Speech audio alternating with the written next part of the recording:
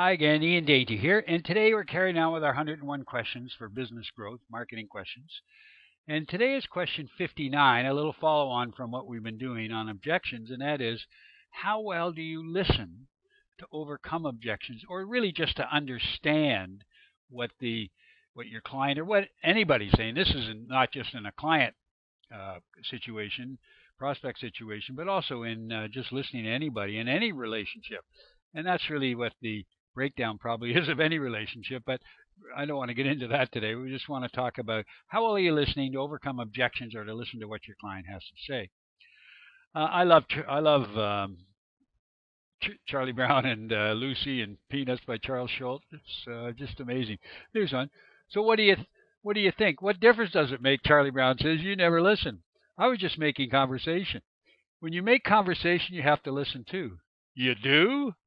I love that. I mean, Lucy and Charlie Brown are terrific. But, it's so true. So many people don't listen to they listen to what they want to hear. So let's go through some of the things. What are some of the listening mistakes? Well, doing something else. If you're having a conversation with somebody, you can't be doing something else. Now, obviously with a client, if you're talking on the phone, you can't be doing that. The other thing that I want to point out too is if the client is doing something else and he or she isn't interested. I have actually walked out on clients who keep receiving phone calls while I'm in either a client or a prospect while I'm in trying to talk to them. So both of you have to be concentrating on what you're doing. And if your client isn't doing that, then obviously you're wasting your time. I've walked out and said, hey, you're obviously too busy to go through this right now. Let's set another time. And I've gotten up to leave, and sometimes the client say, oh, no, I'm sorry, let's go through it. And sometimes they'll let you leave, and then I don't even call back because they're not the kind of person I want to do business with anyway. So don't be doing something else.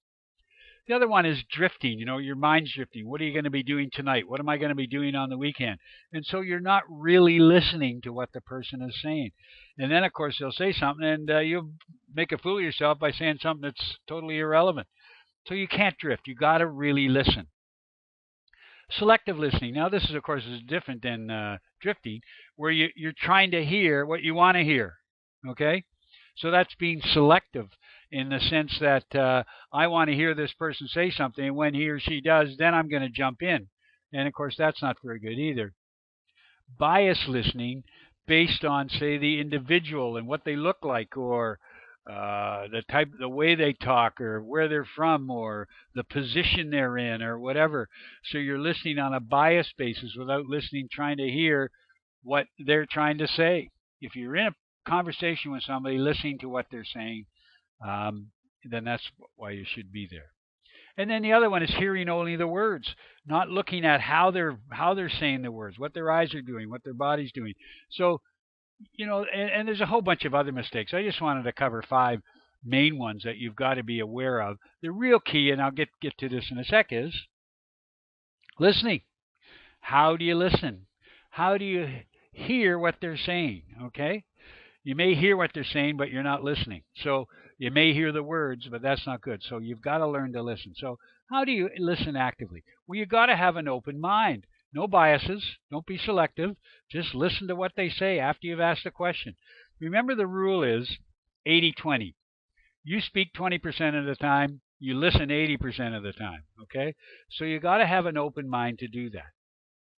Make your client feel heard so that when they do say something, you don't interrupt, but you say, oh, really?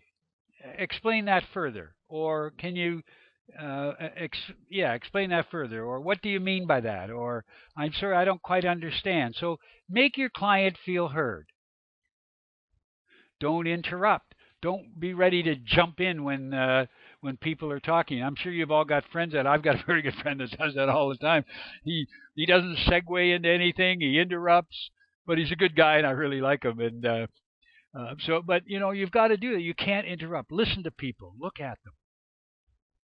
Ask if you don't understand. That shows you're actively listening. So I'm sorry, I didn't quite understand that. Here's the way. And then when you do ask if you don't understand, then repeat what they say as the answer. So what you're telling me is this. Okay. So actively listen. Ask if you don't understand. And finally, take notes. I always take notes because I don't know about you, but I think it's something like you remember maybe 20% of what you heard, and that's only like a half hour to an hour later. So if you don't take notes and you want to send them a note afterwards, or you want to send them a proposal or something afterwards, you better take notes. So that shows you're actively listening.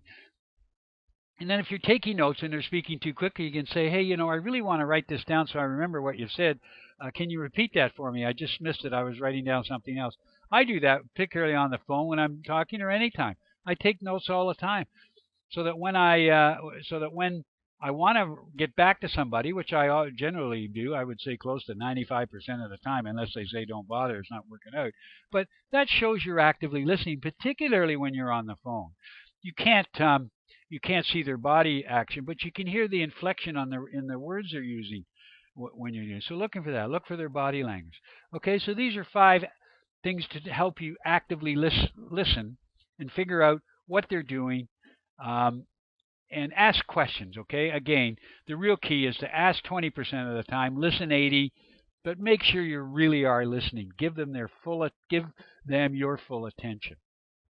If you have any questions, please email me at ian@b2bbusinesscoach.com or give me a call. And please leave your comments below.